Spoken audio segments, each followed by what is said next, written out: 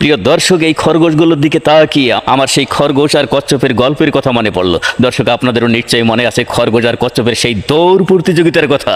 সেই দৌড় প্রতিযোগিতায় খরগোশের নিশ্চিত বিজয় লাভের কথা ছিল, কিন্তু খরগোশ সেটা অর্জন করতে পারেনি। নিশ্চিত বিজয়কে সে নিশ্চিত হারের মুখে ঠেলে দিয়েছে। কি কারণে? আসুন জেনে নেই বিশ্লেষণে।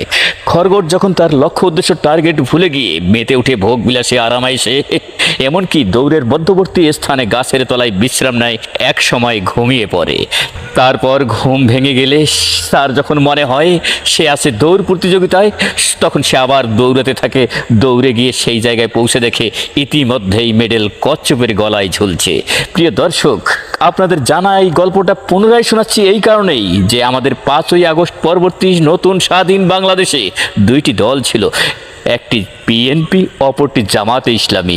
এই বিএনপি ছিল শক্তিশালী দল, মজবুত দল। সারা দেশে এটা তুলনা যদি করা হয়, এই গল্পের খরগোশের মতো ভূমিকায় ছিল বিএনপি।